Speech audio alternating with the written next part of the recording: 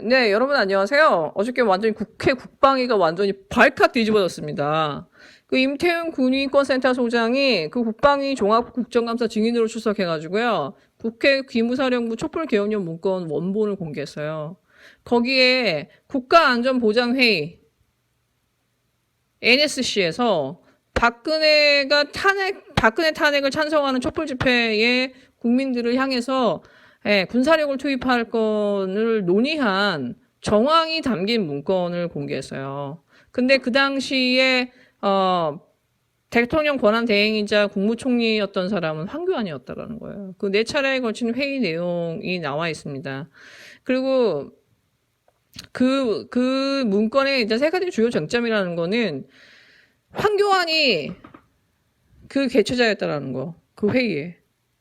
그 다음에 이 사람들이 그 서울을 계엄군이 그 이동할 수 있는 통로를 자세하게 파악을 해가지고 성산대교에서 성수대교까지 다리 10개 다 봉쇄하고 톨게이트 다 통제하고 신촌, 대학로, 서울대 대학생들 이제 대부 못하게 다 계엄군이 주둔하는 거.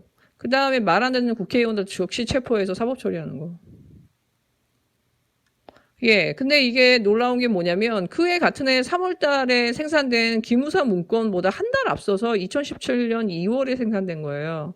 다시 말해서 기무사보다 청와대가 먼저 이 NSC를 주재했다라는 거, NSC를 주재해서 이 계엄령을 검토했다라는 거는 군의 구태타가 아니라 청와대발 구태타였다라는 거예요. 이게 정말 중요한 거야. 그러니까 청와대에 있었던 뭐 황교안, 박근혜, 김관진 그 외에 그 멤버들에 의해서 이게 논의됐었다라는 게 이게 지금 중요한 거거든요. 근데 또 하나 이게 충격적인 게 뭐냐면 이렇게 중대한 문건이 나왔음에도 불구하고 조윤천이 미국으로 튀었다라는 이유로 서울중앙지검에서 이 사건을 맡고 있었는데 조만석 그 부장검사랑 윤석열 맡고 있었는데 황교안 같은 경우는 참고인 조사조차도 황교안이 거부해서 이걸 수사조차도 않고 우야무야 덮었다라는 거예요. 아니 이 나라는 구테타를 계획하고 계엄령을 계획해도 참고인 조사도 안 받고 표창장 위조했다고 하면서 영장 가야 되고 2달을 온 나라에서 마녀사냥을 당하고 장관이 나오고 장관이 낙마하고 도대체 이 나라의 경중은 뭔데? 이 홍정욱 딸도 그냥 진짜 불구속 기소됐던데.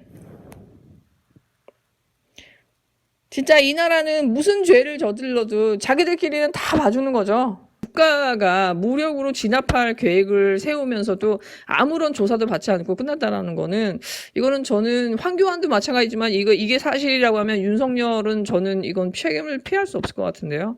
당연히 처벌받아야 될 것 같은데. 그리고 저는 이걸 보면서 윤석열이 어떻게 보면 컨트롤 타워였구나. 이 뉴스를 들으면서 그러니까 과거를 되게 복귀하게 돼요. 그 국정농단에서 그럼 윤석열의 역할은 뭐였지? 황교안 조사도 안 하고 싹 덮었어. 이 중요한 사건을. 이 어떻게 보면 그 무엇보다 중요했을 만한 그 사건을 덮어서 황교안을 부활시켜줬잖아요. 그리고 보시면 박근혜 그 청와대에서 발견된 그 엄청난 약들, 그 정력제 약들 싹 다 덮였어요. 아무도 더 언급 안 해요. 정윤회? 언급이 안 돼요. 어떻게 보면 정말 중요한 사람들은 사라졌어.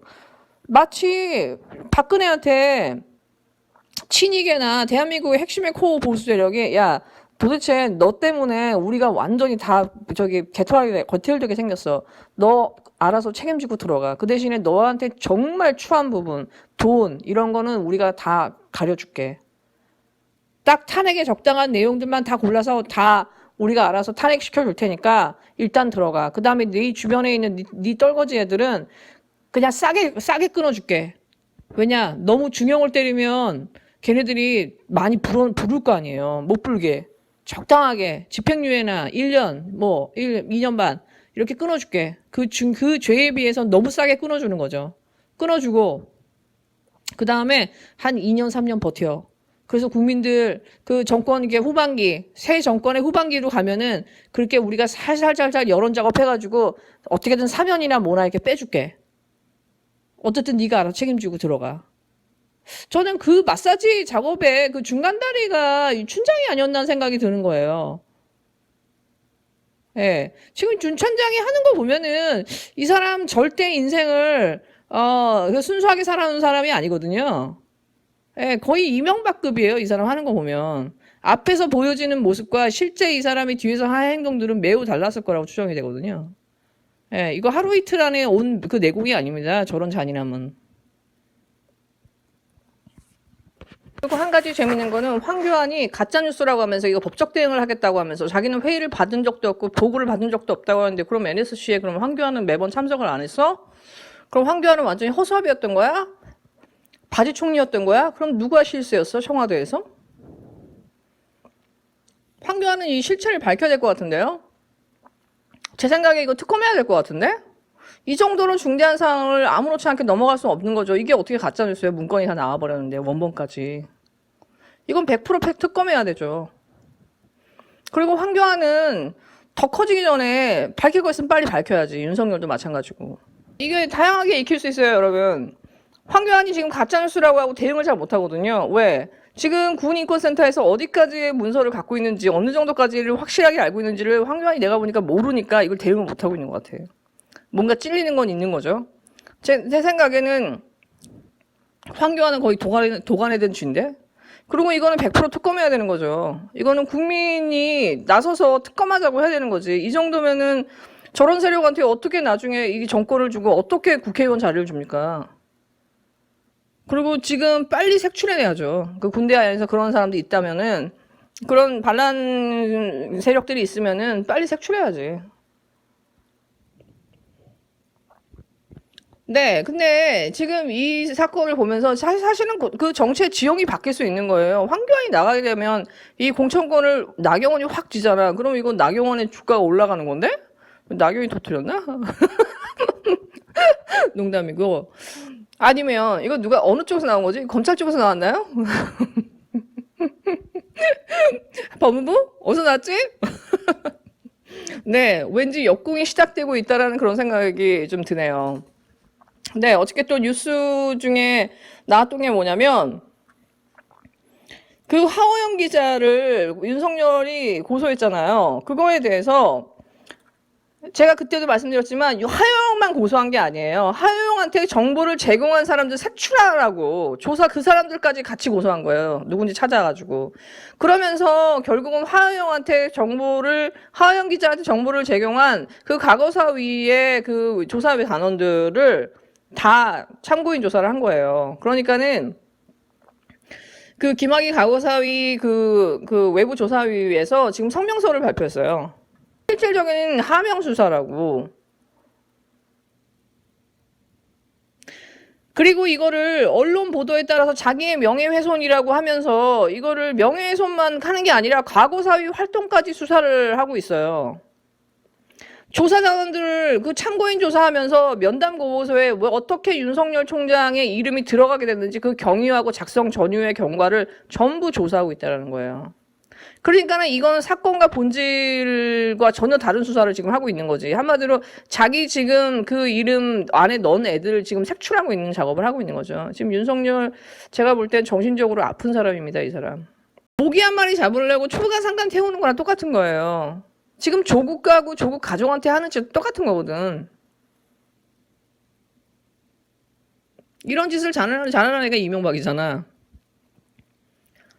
네, 그 박근혜가 깔끔하게 내려왔으면 우리가 이렇게 박근혜 일을 지금까지도 징그러 이러지 않았을 거예요. 박근혜가 그렇게 털리지 않았을 거야.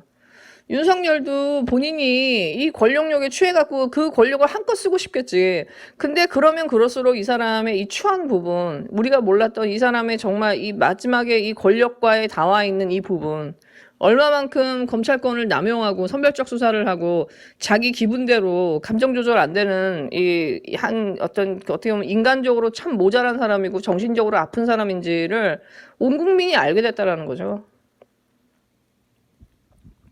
네, 이번에 검찰이 그 정경심 교수 그 구속영장 청구한 것도 보면은 그 조민 씨가 그 동양대 가서 영어 가르치고 받은 돈을 그걸 횡령이라 보조금 국가 보조금 횡령이라고 했어요. 근데 그 액수가 160만 원이랍니다. 특수부가 탈탈 털어갖고 160만 원을 털어서 그걸 영장을 치냐? 진짜 이 나라는 음주운전을 하고 뺑소니를 하고 마약을 LSD 여러분 LSD는 이거 최고 마약입니다. 그거를 3kg를 들여온 애는 얘 불구속 기소예요. 미성년자라는 이유만으로. 오늘 그 뉴스공장에서 그 조국 동생의 그 지인분이 나오세요. 지인분이 나와서 그 조국 동생이 실제로 뭐 꾀병인 것처럼 막 언론에 보도가 되는데 실제로 이분이 얼마나 아팠고 몸이 마비된 상태였고 수술을 받아야 되는데도 검찰들이 되게 작쳐가지고 결국 의사들이 벌벌 떨면서 수술 다 안 해줘가지고 그 상태에서 이분이 계속 조사받고 이렇게 고생하시고 그리고 이걸 도와준 그 지인분조차도 다시 지금 피의자 신분으로 조사받으면서 이렇게 막말 듣고 그런 얘기를 해줘요. 검찰이 자기들이 그려낸 그림 안에 한 사람 한 사람을 이렇게 끼워 넣으면서 사람을 어떻게 대하는지 국민을 어떻게 생각하는지를 보면서 자기가 지금까지 살아온 자기 인생의 모든 가치관이 다 바뀌었다고. 네, 내일 밤 9시에 법원 앞에서 우리 그 촛불 집회 열었던 똑같은 장소에서 정경심 교수 격려하기 위해서 그 시사타파님이 주최로 작은 촛불 집회가 열릴 것 같아요. 여러분 그 근처에 사시는 분들은 좀 늦은 시간이지만 평일이고 가실 수 있으면은 네, 참석해 주셨으면 감사하겠습니다. 어저께 이 군 인권센터의 그 발표를 보면서 문득 느끼는 어떤 일종의 쾌감은 뭐냐면 반격이 시작된 것 같다라는 생각이 드는 거예요. 네, 여러분 즐거운 하루 되세요.